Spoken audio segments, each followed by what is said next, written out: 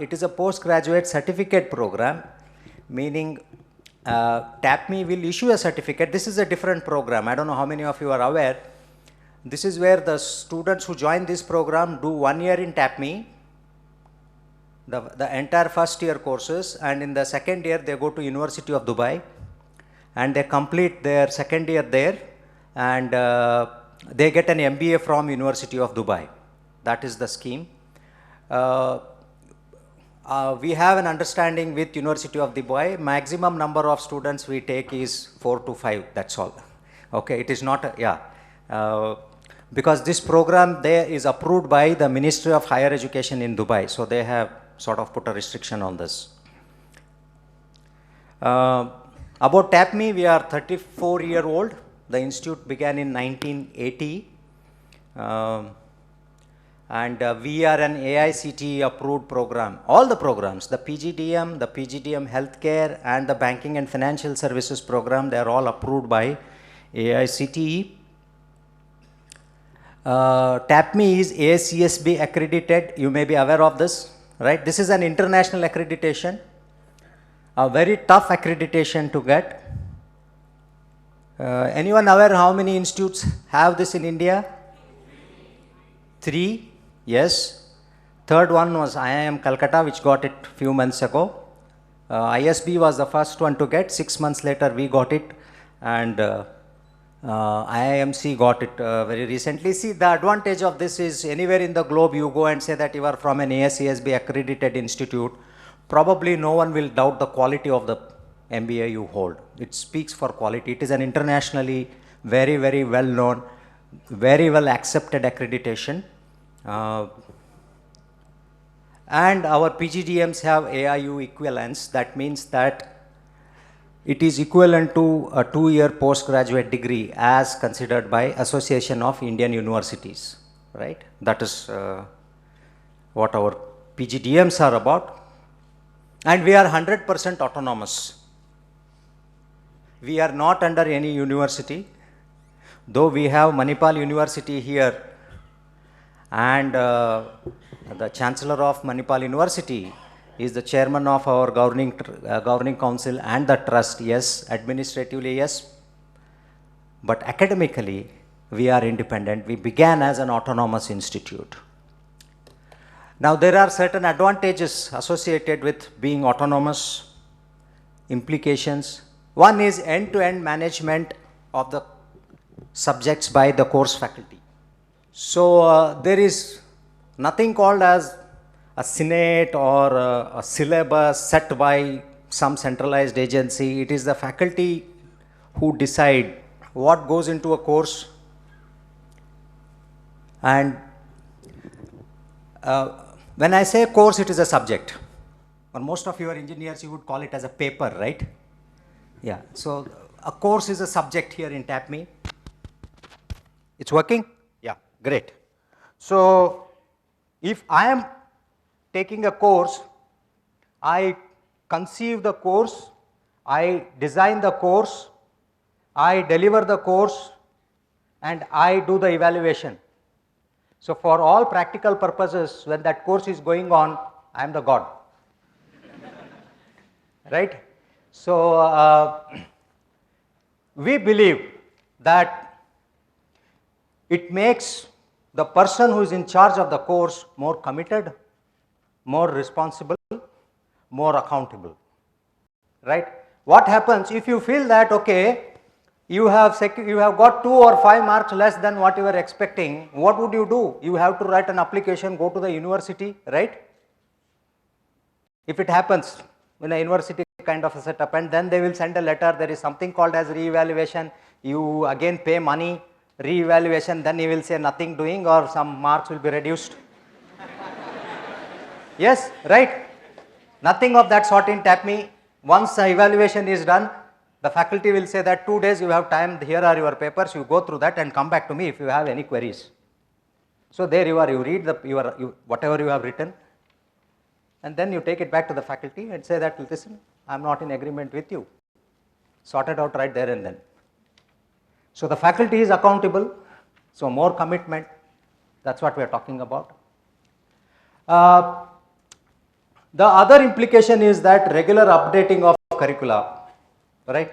So whatever is current, we go on adding in our subject. Whatever has lost relevance, we drop it immediately. New courses get added. For example, in the last few years, we have added courses such as business consulting. We have added courses such as business analytics. We have added courses such as digital marketing. So there is nothing called as sending it to some government agency and getting it approved, nothing. So we do it. So management is one area where knowledge becomes obsolete very fast. So you have to drop certain things, and newer things get added also very frequently. So you need to add things very frequently, right? So being autonomous helps us in updation of our curricula. And the third point is pedagogical experimentations. How many of you are engineers? Please raise your hands. Okay, good. Okay, I should have asked the question differently. How many of you are not engineers? Please raise your hands. Okay, right. Okay, you would have got used to this. You get your syllabus, then you have your sessionals, right? Do your sessionals, then one day prior to the exam, and if you are a very studious student, 3 days prior to the exam. So you mug up the whole thing, right? Go there, write the exam, come back, wait for your marks, right? So sessionals ho gaya, ya end term ho gaya, finished. Nothing of that sort here in TAPME. There will be one subject where the entire sub course or the entire subject is a game, and you will be evaluated continuously on the game. And there is one subject where the faculty will say that end term weightage is only 30%, 70% is class participation. There is another course where the faculty will give you a project and ask you to go to a village and find out which are the very popular brands there. That is around 20%, right? And you will hardly see, though there are instances, you will hardly see anyone teaching from textbook, right? So it is not that the same textbook chapters in the same sequence are repeated in the classroom and you have to take notes. No. Textbooks are given to you, and there is a false hope that you read it. Okay. So, and this hope is based on the fact that the textbooks are in English and you all know English. As simple as that. Okay. So in the classroom we take the discussion to a higher level. Maybe something that reinforces whatever is said in the textbook, or maybe something which is contradictory to whatever is said in the textbook that you see outside happening in the world of business, right? So you will experience different types of teaching methods. Faculty are all the time experimenting here. Let me do something differently, right? That is what is the meaning of that. And then evaluation, fair evaluation. I say the evaluation is fair because it's very transparent. One. Second thing is, you know what are you going to be evaluated on. For every subject or every course, before you attend the first class, you get to know what goes into each session. Session is a period, right? What goes into each session, what is the faculty going to discuss about, what are the things that you should read, come prepared, what are the different evaluation components in this entire course. And once the evaluation is done, you can always go back to faculty and ask the faculty, I would like to know more about how you went about evaluating my paper, right? Yeah. Program details, it's a 2-year full-time residential. We have a trimester system. There are 6 terms. We have a trimester system. Though in case of BKFS it is a little different because that program is designed innovatively. So this program content is delivered in about 105 credits. I will explain what this credit means. It is not exactly 105 but hovering around that. So what is a credit? 1 credit is 10 hours of classroom interaction. That's what we call 1 credit. We have courses with 2 credits, 3 credits and 1 credit. So you will have a subject which is 30 hours, you will have a subject which is 20 hours, you will have a subject which is 10 hours also. But one session is 75 minutes in tapping. One session is 75 minutes. In engineering probably it was what, 1 hour?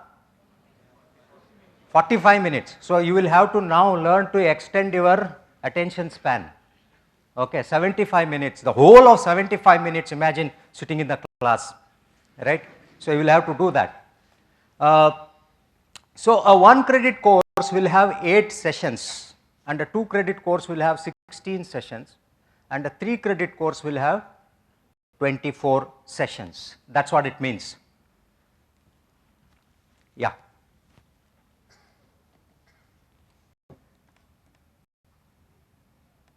I explained these things. So you have about 58 credits in first year and about 52 credits in the second year. I think first year it is somewhere around 60, right? And it keeps changing. We may introduce a new course in 1 year without dropping anything, so 1 or 2 credits will be more.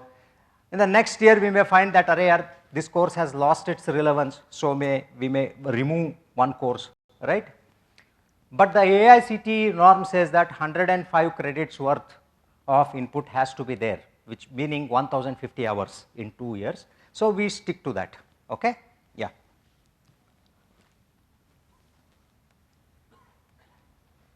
All courses are compulsory in first year. Second year, in PGDM we have in the 52 credits, about 16 credits are compulsory. You have compulsory courses such as leadership, ethics and project management. The remaining courses are all optional. The students choose the subjects, right? And the subjects are offered in various areas: marketing, systems, finance, HR, operations, general management. Depending on the number of courses you take in a particular area, you call yourself a specialist in that area, right? You have larger courses in marketing, marketing specialist, larger courses in finance, finance specialist, right? Normally what happens is when you are in first year, now your classes will start from July 1st. By March you will finish your first year and then you will go for your summer internships. But in the month of February itself, you will come to know what is the basket of courses which are going to be offered to you in the second year in terms of electives. So I have enough time to decide to take the course. Yeah. PGDM healthcare, since it is a specialized program, in the second year all healthcare courses are frozen. They study mainly healthcare courses. Maybe there are 1 or 2 elective courses available, but by and large it is all healthcare courses. When it comes to BKFS, banking and financial services, from first year itself, they are on a different track. First year courses are different for them. In the second year, again within BKFS they have only 2 streams, capital markets and banking. They have to choose between these 2. Right. So their second year curriculum also is frozen, but they have flexibility in terms of either opting for capital markets or banking.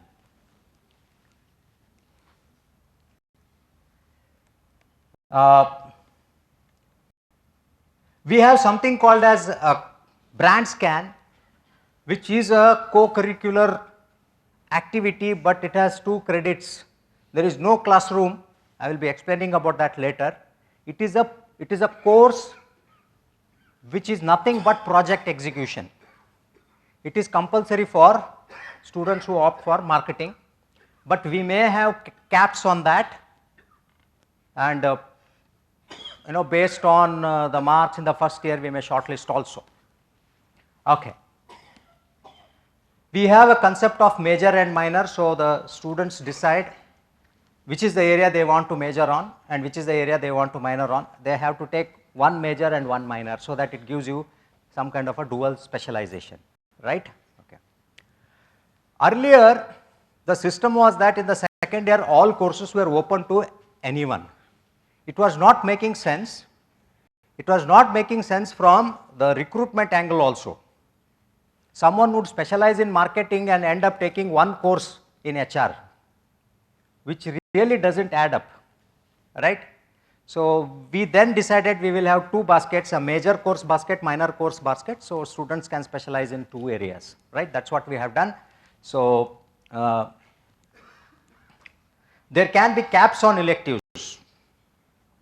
See, our system here is that in first year we have 60 students in a class. So you will see that you are all organized in 7 different sections, and then there is a BKFS section separate, right?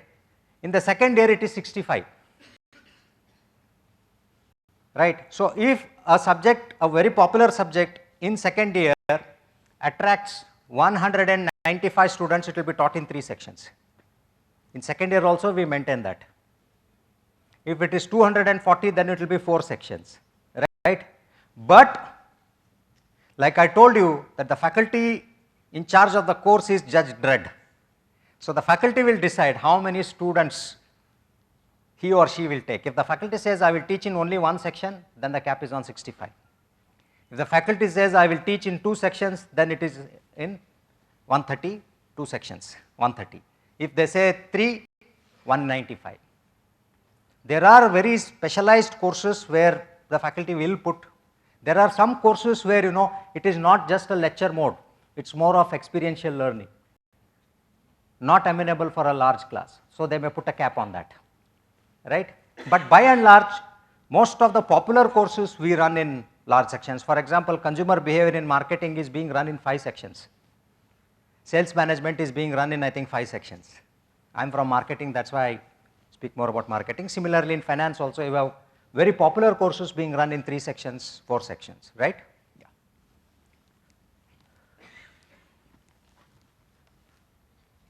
And there could be, to decide on who gets the course, there could be prerequisites saying that if you want to take this course, probably you should have taken some other course in the previous term, because this course logically follows through that course. That is a prerequisite. In finance area they have that.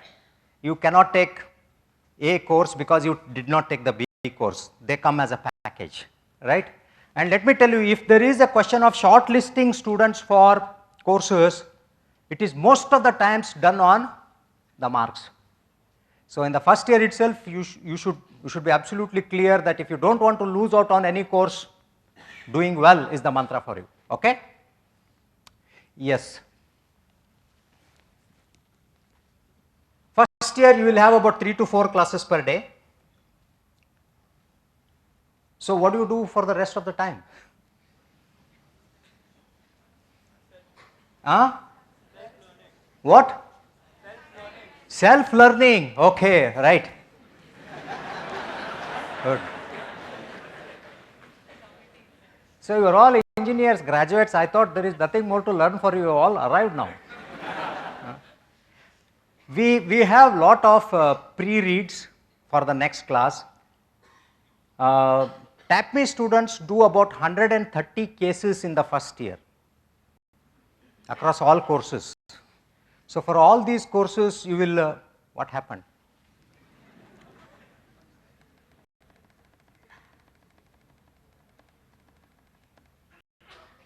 Okay. Okay, yeah. So there will be a lot of instances wherein you need to prepare for the next day's classes and so forth. So a 3-credit course, 30 hours of classroom interaction, we believe would require another 60 hours of outside the classroom academic work related to that course. Totally it is about 90 to 100 hours. That's what it is, right? So what I am trying to say here is that you will now have to get used to a different kind of learning, not the rote learning, wherein remember formulas and then write no. Okay. Yeah. Second year, it depends on the number of electives you take, and we also have some courses, quite a number of courses which are taught by visiting faculty. They are all from the industry practitioners, right. So, since they are working in the industry, they prefer to come on Fridays, Saturdays, Sundays. So, when they come here, they would like to take 4 classes in a day or so. So, you will have 4 classes on a day, on that day when he is here.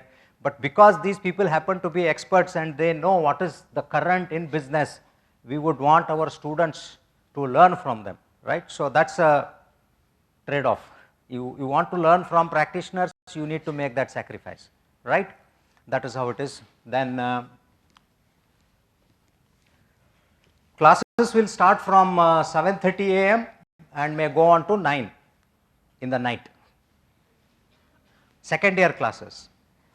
Okay. But I will tell you how it will be. Each one of you, depending on the courses that you have taken, you will have about 3 to 4 classes per day only, right.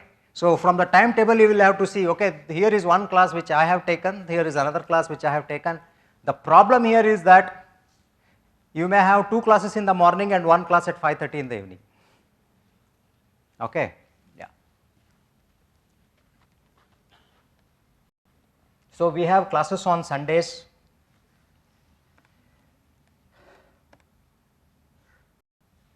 All subjects will have more than one component of evaluation. In fact, we say that a 3 credit course should have minimum 4 components, minimum.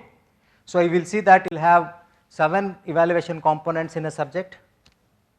So, there will be 2 quizzes, one mid course examination, one end course examination, there will be one project in that, there will be one class participation, there will be one assignment, and then there will be case analysis, right. So, the entire course you are evaluated throughout the course, not just on the basis of your end examination, right. So, even though you do badly in your end term examination, if you are done very well, probably you will sail through, but that is not the reason for you to do badly in end term exams. Okay, these are some of the, this is an indicative list, not an exhaustive list. Someone might come up with something very innovative to test you here. All compulsory courses will have midterm examination. And midterm examination, let me tell you here how it happens, end term, mid-term examination. You do not have any preparation days for these exams. Today is the end of the term, and in this term you have, let us say, 6 subjects or 6 courses. Examinations will start from tomorrow. So, tomorrow you will have 2 papers, day after tomorrow 2 papers, and the day after 2 papers, and the term is over. And then a day after that you start with a fresh term. That is how exams happen here. There is nothing called no, you take 3 days, 4 days, 1 week, sit and prepare. Nahi. Midterm examination, end term examination will happen like that only. And there are instances where a faculty may say, you have scheduled end term exam after 15 days, I have finished my course, why don't you have an end term exam now itself, my paper is ready. So, morning you will have 3 classes, afternoon you will have to write exams. Okay. If you have learned from the subject, it really does not matter when you are tested, right. If you are going to mug up, then it really matters when the exams need to happen. Yes. So, it is all about being ready all the time. Okay, you said no self learning.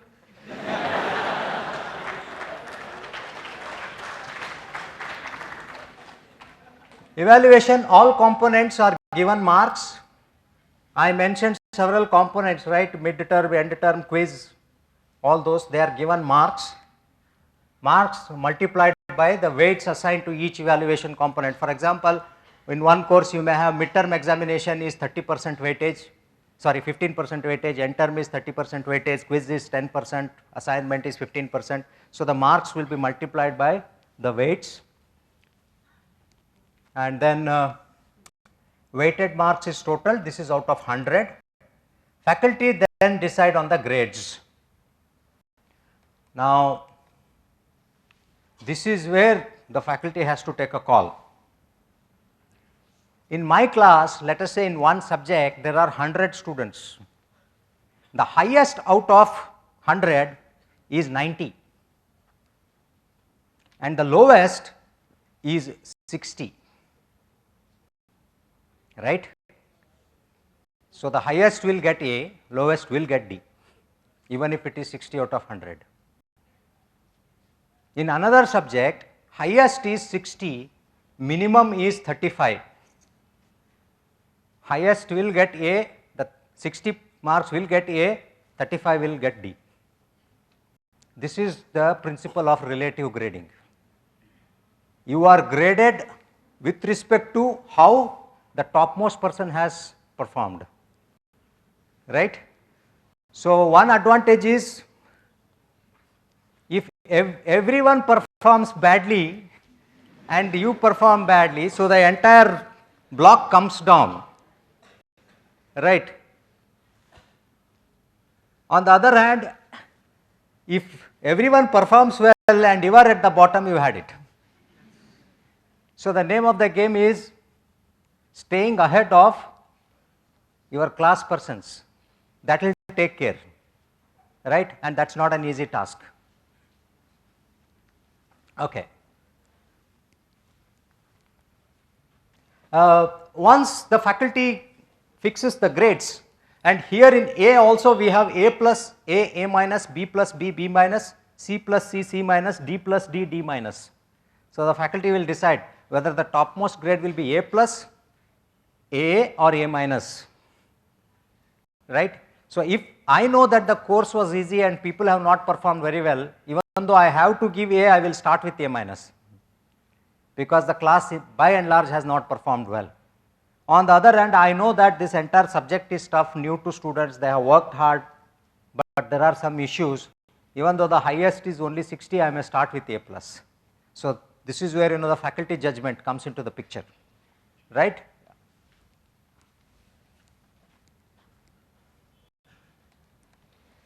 So, we do relative grading, that is what I have been explaining. You cannot be bad in all subjects. Let me explain this. No, let me explain this.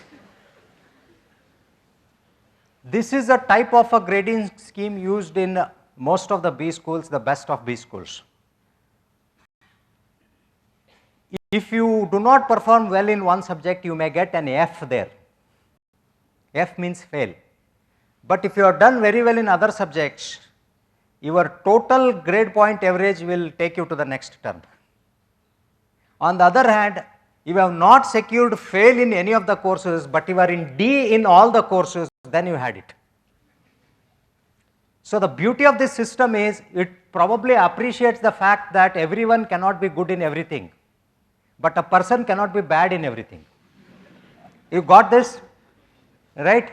So, there are students who have got one F, but they have done wonderfully well in other subjects and it has taken them through. There is no concept of re-examination here like universities. If you fail, you fill the examination form again, you write no. If you fail, that fail will be mentioned in your transcript. You will carry Fs, provided you meet the minimum GPA requirement for the entire term, right? Yeah.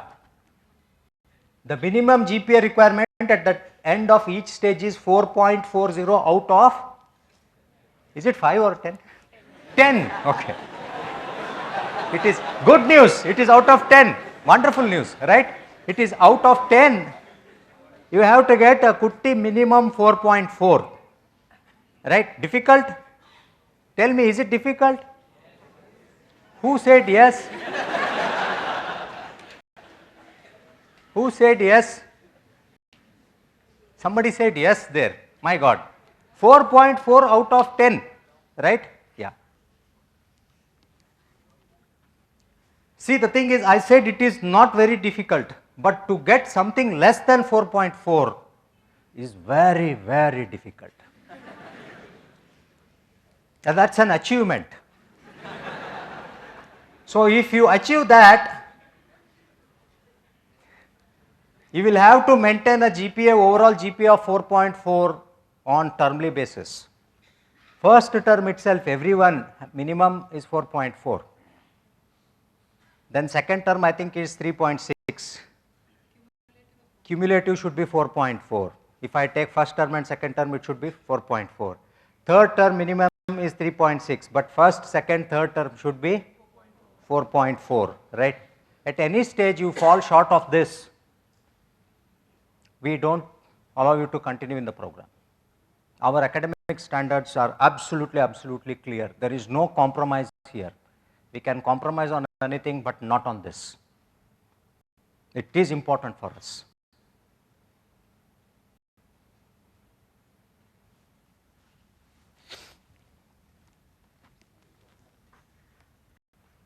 Other things you should know, there is something called MIP, which is nothing but the summer internship. After your first year, 2 months you go and you do a project in the industry.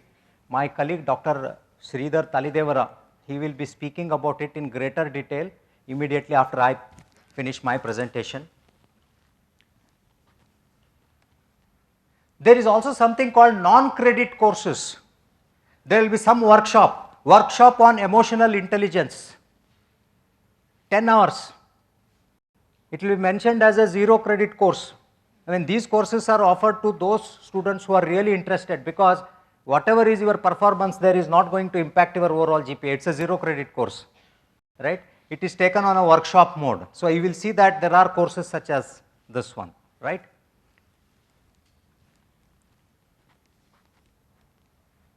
Brand scan. This is a flagship event of TAPME. We started it about 19 years ago, wherein we do projects for different companies. All these are mainly marketing projects.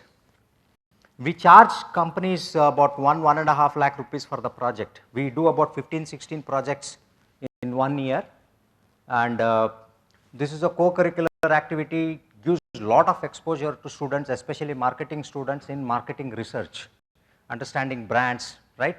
Understanding consumer behavior and so forth. Earlier, this used to be a compulsory course for everyone, but then non-marketing students started complaining, saying that we have no interest in marketing, why are we being burdened with this? So we made it as a compulsory course only for marketing students. So we took the opinion of students and changed that, right? See how democratic we are.